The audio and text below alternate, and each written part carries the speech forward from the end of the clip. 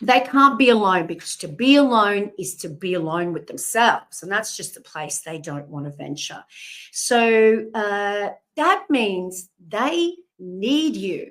And, we think that, that when we find ourselves in that position of being trauma bonded to our abuser, and we logically know, we know on a logical level just how toxic and abusive they are, but we can't seem to stay away from them. We keep going back, or we leave and we go back again and again, or we just can't find the strength to leave. We think there's something wrong with us, which reinforces, what they've been telling us all along, that we're the problem. And it's actually the other way around. The narcissist needs you way more than you need them, because to be alone is to be without narcissistic supply, and that's a fate worse than death for a narcissist. And that's why they will go to the ends of the earth. They will put so much effort into getting you hooked forever, if possible, as a source of narcissistic supply.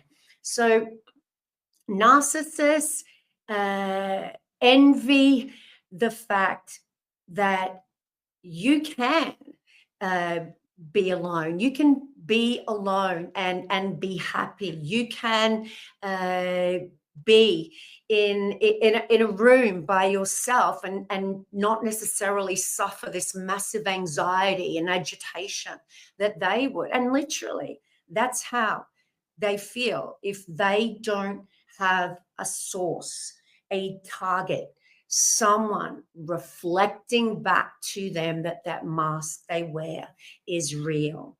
So I'm just going to see who's here, guys. Don't forget to say hi in the comments and let me know where you're tuning in from. We've got Raphael Cordoba is there. Hi, Raphael.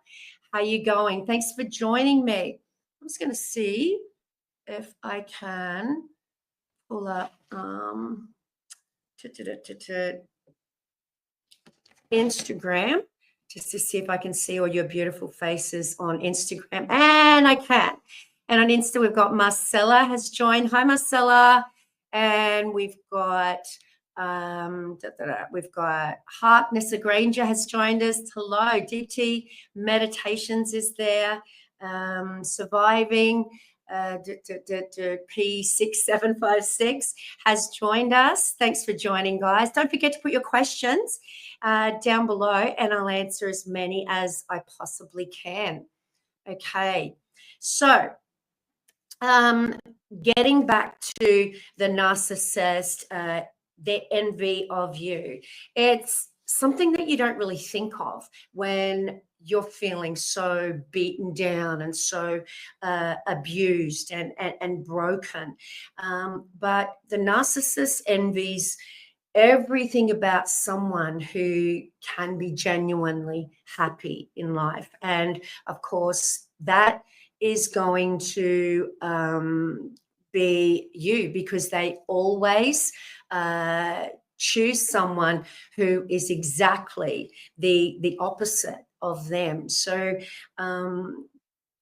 they choose you for your compassion, for your empathy, for your kindness, the fact that you will put someone else first, and that your needs will always come behind them. So it's kind of like the perfect union for the narcissist. They need someone who will give, and the narcissist, the empath, needs someone who they can give to, and the narcissist is never going to do anything but take. So you've got you wanting to give all the time, and the narcissist wanting to take all the time. So it's kind of like this crazy union where both people benefit. Only the narcissist is the only one who wins in the end, and the victim, the empath, ends up this crumpled heap on the ground because they've drained you of all the goodness there is in you. Okay, so YouTube has just sent me a message. You try and make it out for me, guys. We have reviewed your live and we are choosing to warn you for using hateful noises. This is against our guidelines. Do not do this again. Okay, YouTube, not sure what what hateful noises I was making, but I will do my best to stop doing whatever it is I was doing. We've got Christopher Whitley is there. Hi, Christopher. Who else have we got? Guys, don't forget to look out for my podcast, Fake Love and Flying Monkeys, which is going great guns all over the world. You can listen to it on all platforms, Spotify, Apple, YouTube, wherever you get your podcasts, Fake Love and Flying Monkeys. And don't forget to look out for my best-selling book, Fake Love, Understanding and Healing from Narcissistic Abuse. We got Flippy there. Hi, Flippy. Now, guys, I did a podcast just this week. We've got IT Crash has just joined us on Insta. Hello. Just this week around the fact that narcissists can make you sick. Okay, you can really get sick when you're in a relationship with a narcissist. Now, it kind of makes sense, and I'd love to know your comments and your thoughts on, what you've experienced when you've noticed like the physical repercussions of your abuse. But I talk a lot about this in my book, Fake Love. People experience, anxiety, depression, migraines, fibromyalgia, I believe is a really common experience that victims go through. All kinds of things, hypertension.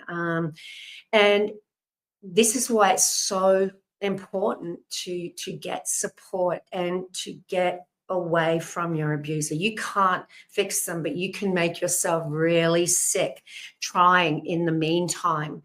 Now, it kind of makes sense that you would get sick when you're in a state of fight or flight, basically 24 hours a day. If you can imagine that feeling that you have of being on that roller coaster when, for those of you, if you've jumped out of a plane before, or if you've, gone bungee jumping. When I say jump out of a plane, I mean skydiving, not literally just, walking off the side.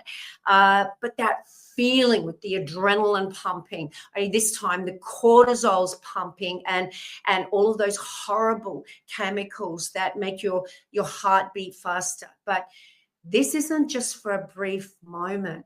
This is ongoing. This is virtually 24 hours a day. So I'm a lay person, so I'm not a doctor. I can't give you medical advice clearly, but it makes sense that if your body is working that much harder, in other words, your heart's pumping faster to get the blood to the extremities because you're not breathing properly, and you're in that state of fight or flight where you're walking on eggshells all the time, and your anxiety's through the roof, and there's just no peace in your life. It makes sense that your body is going to eventually say, you know what, I've had enough. And, I kind of believe that getting sick when you're in these toxic, abusive relationships, even insomnia,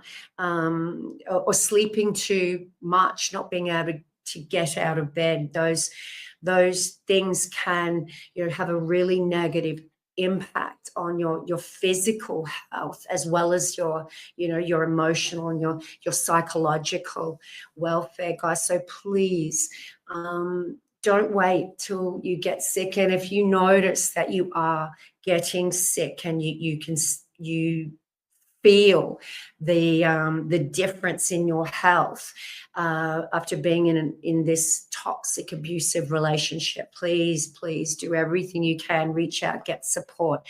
Don't forget, I'm a professional counselor here in Brisbane, Australia, but I counsel people via Zoom all over the world.